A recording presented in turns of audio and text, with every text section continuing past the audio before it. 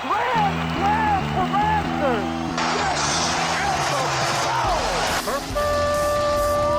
It's time for Blessed to Play on EWTN Radio, uncovering the role that faith plays in the lives of sports professionals from around the country. And now, here's your host, Ron Meyer. Fire, score! My guest today is Paula Umana. She was a former professional tennis player in her native country of Costa Rica. In fact, between 1992 and 2000, Paula represented the Costa Rica team in the Fed Cup. She had a number one ranking in Central America, put in a lot of time in the professional ranks, and some adversity hit her life when she became pregnant and then developed a neurological disorder characterized by impaired or paralyzed function. And she became a quadriplegic, but there's no stopping Paula, as you'll find out. She goes around speaking, very inspiring and touching people's heart, and also talks about her first book, 40 Gifts of Hope, Encouragement in Times of Sickness and Suffering. I'd like to welcome Paula Umana to Blessed to Play. Paula, it's great to have you on. Thank you so much, Ron. I'm so happy to have this beautiful invitation. Most of the times I get invited for speaking in churches and speaking to women, but I love to talk about sports because it's part of my life, even now that I'm paraplegic. So thank you so much for this beautiful invitation. A major part of your life, in fact, and growing up in Costa Rica, the tennis racket became, part of your life, so to speak. You put many hours in on the court, but just tell us about how you became so enamored and loved the sport of tennis. Well, I am the youngest of 7 children. Right now I live in Atlanta, Georgia, but I was born in Costa Rica. So I was the youngest of 7 kids, and I remember the first time my dad came home with a tennis racket for me and with a membership of a club. And on that time, we used to use wood rackets. Ron, I think we're kind of the same generation, right? So I went to the club and I started hitting the ball against the wall at the Costa Rica Tennis Club. And I never stopped until, I was like maybe 27. And I remember, when my dad signed me up for the first tournament and I started dreaming about becoming a good tennis player. But it was hard because we were 7 kids, and in the country club there was only I remember maybe 4 or 5 courts. So my dad used to wake us up very early in the morning, like 4:30 or 5 o'clock in the morning, and said, "We have to go to play now because nobody's in the club yet." So, he grabbed all the children and start playing. But with the days and with the months, some of my siblings says, "I'm tired. I want to keep sleeping. I don't want to play." But I was, me and one of my sisters, we were the only ones say, "Yes, we want to go." And we keep waking up and playing. And this is how it became my passion. Yeah, and I have visions of John McEnroe and Bjorn Borg with the wooden racket, the headband, and the wristbands, and you don't see that anymore. But what a time in women's tennis as well. Of course, Steffi Graf, Chris Evert, Martina Navratilova, some of the greats of the games, and I'm sure you looked up to these women of tennis. But what type style of play and what professional tennis player of that time did you look up to? I remember when I was little, I used to love Ivan Lendl. I don't know. I remember having posters of him and all that. And for women's tennis, yes, at the beginning when I was little, it was still Chris Evert. But then when I became professional, Gabi Sabatini and Steffi Graf were, on the top of the world, of course. So I used to admire them, and the way they play and everything. And also Monica Seles, she was from my generation. But yeah, when I was little, it was more Ivan Lendl, I remember. Blessed to Play, Ron Meyer chatting today with Paula Umana, a former professional tennis player. In fact, she had number one ranking in Central America back in the day. and she's author of the book 40 Gifts of Hope, Encouragement in Times of Sickness and Suffering. Now, Paula, we talked about, I thought you might have practiced on clay, but you corrected me quickly saying there's a lot of rain in Costa Rica and it wouldn't be conducive to clay. So a lot of your tennis really was on the hard court. Yeah, it was most of the time in hard courts. And actually all Central America, most of them. Only maybe El Salvador was a country that I used to compete in clay courts. But in Costa Rica, most of the courts are hard courts. And the person that really introduced me to take tennis more serious was my brother-in-law when I was 15, because he came to the United States on that time. And he came back, he became, I remember, a boyfriend of my sister. Now, of course, he's her husband years later. And he opened a tennis academy there.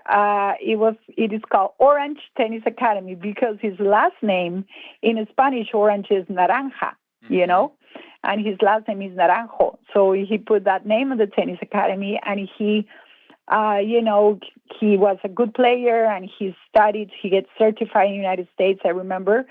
And he came to the country and says, Paula, would you like to take tennis more serious? Would you like to, play more, try to play professional? That time was really hard for me to figure it out. How I'm going to become a tennis professional player if there is no professional tournaments in my country? And I'm the youngest of 7. How are we going to make this work? So I started to look for sponsors, and the airline of Costa Rica gave me the tickets, and there was another company that started to pay for the traveling and all that, because of course being, the youngest of 7 was hard. And I remember the first time I came to the United States to play and compete when I was maybe 16 years old. And I was so impressed about how organized everything was, how clean everywhere was, and the tennis courts and the places and the tournaments, and how beautiful it was to come and play here. So sometimes we don't realize how beautiful and how easy it is to practice sports in the United States comparing to other countries, because it's way more developed, and the coaching too, So for me, it was fascinating to come to the U.S. and start practicing here, and eventually moving here when I was on my, around 16, 17 to Florida, and start to practice there and take tennis, as a career. Now, I want to talk about this number 1 ranking, Paula. This is quite a feat. You were number 1 ranked in Central America, so this is not just Costa Rica, and put in a lot of hard work. You represented Costa Rica in the Fed Cup team as well. But talk about all the preparation and, achieving that high ranking. That had to be satisfying for you. Yes, of course. I mean, when you have a dream, that you want to become a good player, there is not secret more than the dedication, and of course the talent. I would dare to say that I was not very talented player, but I used to practice, I don't know, Ron, it was maybe between 6 and 8 hours a day between, gym work and, hard performance and the drills and playing and match and playing and all that. So, of course, my level of motivation was from 100, 120. Yeah, I was working always so hard because my dream was to become number 1 in the world. Hopefully we can have the same motivation to go to heaven, right, Ron? That say, let me give the best of myself. So I learned that, and my coach, he prepares me for that. And it was a lot of effort. And when you want to become a good sport person, it's a package. It's not only practice the sport, is the, of course, your nutrition, is how you feel emotionally, is how close you are to God to help you, because you can burn out, and the support of the family and a lot of things. I remember my main support came from my sisters because I was the youngest of 7, so they support me a lot. And when I was living in tennis academies in Florida, every time I was going under stress, or maybe the girls at the tennis academy were bullying me, or things were not easy, I used to go to a Catholic church in Key Biscayne called St. Agnes Catholic Church. And after tennis practice, at the end of the day, grab my bike and just spend time with the Lord, talking to Him, saying everything I was feeling. Because when you practice a professional sport, you go through so many stages, and sometimes you feel lonely too. Especially tennis is not a team sport. It's by yourself. It's you by yourself. You're dealing with situations and everything. So. Of course, the effort was amazing, crazy all the time. Yeah, that body, mind, and spirit connection is so important for the professional athlete. And as you mentioned, tennis, unless you're playing doubles, is an individual sport. And that mental balance that you need to perform to your optimum is so important. I'm chatting today with Paula Umana, a former professional tennis player, achieved a #1 ranking in Central America back in the day. Paula, before we go to the break, I never saw you play, but what did you rely on more? Was it the forehand or the backhand? Well, more than my shots, I would say I was a good player because I was very consistent. Like, I remember for me playing a match was more like a marathon, and I said, I was not very aggressive, Ron. It was more like, okay, I'm going to stay here. If I have to be until midnight, I'm not going to do a mistake. So I used to drive crazy my opponent because I never had any hurry. I was like, I'm here and I'm going to keep playing and putting the ball in the court until the other one is going to miss it. And that was my way to play. Let's put it that way. Yeah. All right, let's take a break. On the other side, I want to talk with Paula about a time of adversity. She would have to really rely on God herself to get through this most difficult time that would change her life forever. We're talking with Paula Umana, former professional tennis player. Keep it right here. You're listening to Blessed to Play.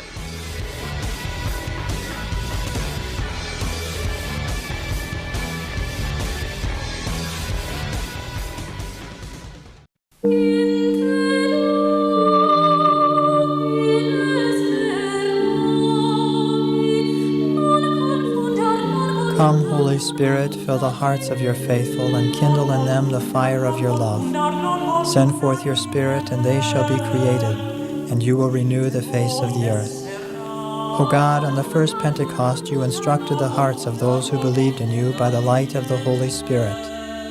Under the inspiration of the same Spirit, give us a taste for what is right and true, and a continuing sense of His presence and power, through Jesus Christ our Lord. Amen.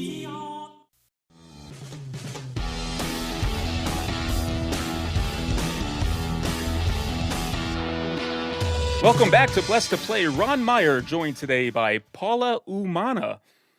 Great tennis player, folks. She played in her native country of Costa Rica and achieved a #1 ranking in all of Central America, played professional tennis, trained in the United States, lived out her dream, so to speak, and she did coaching as well. And so tennis was very an important part of Paula's life.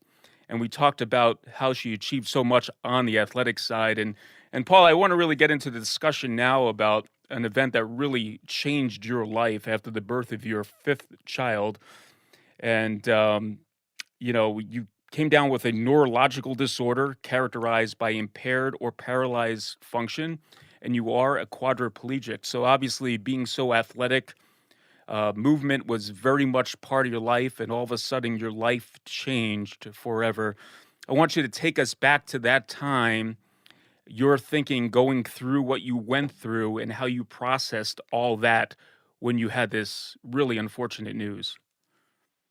Thank you, Ron. Yes. On 2002, I got married with a French man, Serge, my husband, and we moved to Atlanta, Georgia. And we have a big family. I have 4 kids, and I got pregnant on my 5th child, Charles. And when I was pregnant, I started to develop an illness in my neurological system that was very, very difficult until I get all paralyzed. The baby was born in 2014, and in 2015, for around summer, I was in a hospital with people after they have car accidents and they, become paraplegic. And I started to deal with the hardest situation of my life, of course, being away from my children, suffering a lot, and trying to recover from what was going on in my body. It was very confusing. It was very, very difficult.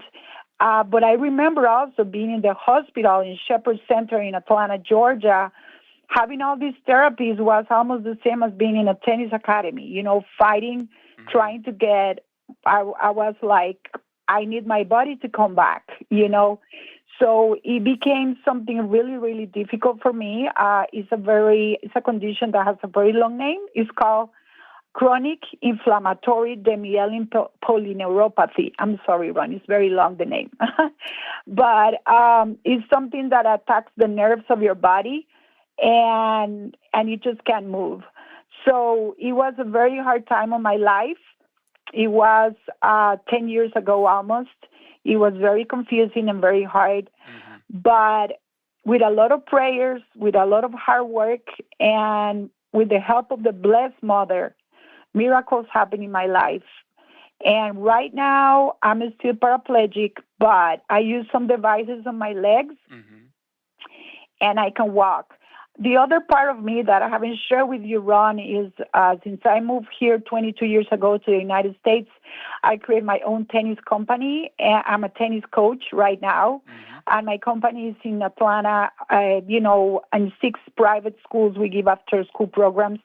And when I got ill, I thought, I'm not going to be able to keep teaching. But the company continued, and I learned how to teach tennis from a wheelchair. I learned how to teach tennis in a scooter. I learned how to teach tennis driving with hand controls and using bioptic glasses and all the word of what is a disability, and I still do that, And because all that happens to me, I wrote this book, 40 Gifts of Hope. And God has opened so many doors for me also to become a Catholic speaker. And that is, one of my ministries now. And I love it because God sent me everywhere to talk in churches and to young people and women's events and enjoy how to share my story and to inspire people, how to deal with sufferings in life and how to play their tennis matches. Blessed to Play, Ron Meyer chatting with Paula Umana. She's the author of the book, 40 Gifts of Hope, Encouragement in Times of Sickness and Suffering. So, Paula, you're diagnosed with CIDP, and obviously your life has changed, although you have a number of devices and things that can help you be more mobile. But, suffering, many people could talk about suffering, but until you live it out, you really don't know what it is. Talk about how suffering changed your life, and then talk about that faith perspective that you do now have that not only helps you deal with suffering, but it makes you become more of a complete person and when you're trying to get other people to relate to what suffering is. Yeah, it was a torture for me, of course, being a tennis champion, and then one day, and after a while being paralyzed. Of course, it's a trauma. It's terrible. It's horrible, the experience, of course, and for everybody, and especially to lose your independence. But when those situations come and my body started to come back, it was amazing how I just celebrate the fact of moving, the fact of being able to do things, little by little. But what I would say about the topic of suffering is now one of my passions to talk about it. And I have a talk called Overcoming Suffering. And it is, very important for me. I learned that when suffering comes, we try to avoid it. And it's okay. It's our nature. We try to find solutions, but sometimes it's not possible. So it is very important to accept the situations. This is the first step with the Lord and surrender on the Lord. And that gives us a lot of freedom and make us feel way different. Because if we just feel miserable, like Mother Angelica used to say, a bad management of suffering is a wasting of your time. And you make everybody's life impossible. So it's okay to cry. It's okay to have a hard time. It's okay to think my life is different or something changes. But after a while, it's very important to accept it, and offer it to the Lord back. What we call redemptive suffering. And it's our responsibility to get prepared for that. As we get prepared for games, as we get prepared for matches, for sports, as we compete, we have to get ready for life when the suffering is going to come, like you're going to play a match. And what are the tools that you're going to use in your life to manage the suffering? So one of them is acceptance. The other one I want to share with you is offer your sufferings. And the third one I tell you is use what you have, use what you have today. If you don't have, like me, I have my arms, okay, use your arms. Don't think about, I cannot walk well. It's just focusing what you have available today to serve the Lord and to do, the best you can for the Lord and for your family. Blessed to play Ron Meyer once again chatting with Paula Umana, former professional tennis player and author of the book, 40 Gifts of Hope, Encouragement in Times of Sickness and Suffering. Now, Paula, the paralysis was not a death sentence, obviously, but it was an obstacle, and you used this obstacle to find your way closer to God. So maybe you could just talk briefly to the people listening out there. Everyone deals with suffering on some level, right? But how do we use this suffering in light of our spirituality to become closer to God? Well, let me give you a practical exercise to make it not, because I'm not a theologist or anything, right? Practical exercise. Do a list of people that you know that is suffering, or like friends that you know that they are praying for something, or look at your children. You want them to accomplish things in life. Look at people around you. Look at their needs. It's very easy to look at them. We can look at thousands of them around us. So once you have that clear, when the suffering comes in your life, go to the cross and offer to God your suffering for all those intentions, for the intentions of your loved ones, and also for your personal intentions. If you have a son or a daughter that you see is not on the right way, going away from God, instead of telling them all day, go back to church, offer your sufferings for them. And what happened is that when we do that exercise, I don't know how to explain you this, but we get in a special stage of grace, and we are privileged. We live in a stage of privilege and purification. So the suffering, instead of being a burden, becomes a blessing. And we can live in joy on that stage.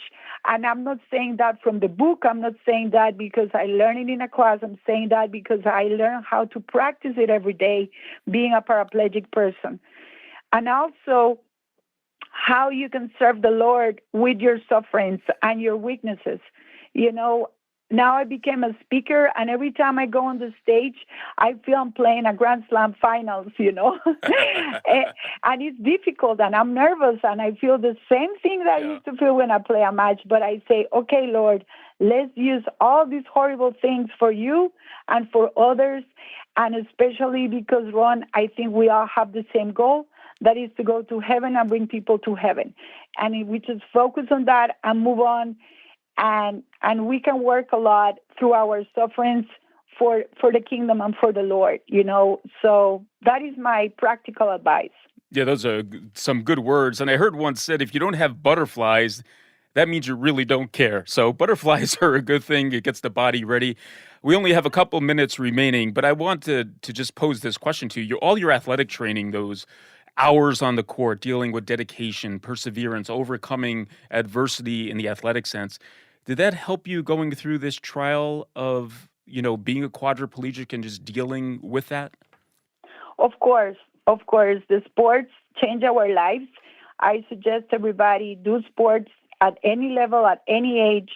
Even if you cannot move, I'm sure you can do some sport from the bed. That helps me so much, definitely, and until the day of today, because I play every day. Okay, today, how I'm going to play this match? How I'm going to speak on Ron's, program. So it helps me so much, and it helps me so much to inspire young people, old people, ladies, and in my situation that I have a disability, I am going to be 50. I think I'm still a little bit young. But when old people see me, I can, inspire them because they know I went through something that usually some people go in there in their elderly years, you know. So it definitely helps a lot. And right now I can dare to say I'm very thankful of what happens to me because I can work for the Lord. I can be a speaker for him. And also, I'm doing a beautiful project with EWTN about stories of people with disabilities so I can understand them, what they're going through. So, the sports and the suffering helped me so much now to serve the Lord on this beautiful ministry. And, I love to go anywhere. If you want to bring me over, I'll be very happy to go to your parish or your organization to speak to your community. Yeah, and Paula's speaking right now. You could go to her website, paulaspeaker.com, and go hear her story in detail. Very inspiring, and I'll let our listening audience in on something. If you go hear Paula speak, there might be some foam tennis balls coming from where the podium is, your direction. So be on alert for that. And Ron, also, I forgot to tell you, my book is available at the EWTN Religious Catalog. You can go there and look at 40 Gifts of Hope in English and Spanish. It's available at EWTN Religious Catalog. Well, there you go. Go out and get that book, 40 Gifts of Hope, Encouragement in Times of Sickness and Suffering. Our guest has been Paula Umana, inspiring speaker, inspiring woman. Paula, thanks so much for joining us today on Blessed to Play. Thank you so much, Ron. God bless you all. Muchas gracias. Que Dios los bendiga. Hey, Blessed to Play fans, check us out on the web at blessedtoplay.com. That's blessed2play.com. You can like us on Facebook and follow us on the platform X at Blessed to Play. For Paula Umana, I'm Ron Meyer. We'll catch you next time right here on Blessed to Play. You've been listening to Blessed to Play with host Ron Meyer on the EWTN Global Catholic Network. If you have a question or comment about today's show, feel free to email us at info@blessedtoplay.com. That's blessed, the number 2, play.com. You can also connect with the show on the web at www.blessedtoplay.com. Again, that's blessed, the number 2, play.com. Join us again next time for Blessed to Play on the EWTN Global Catholic Network.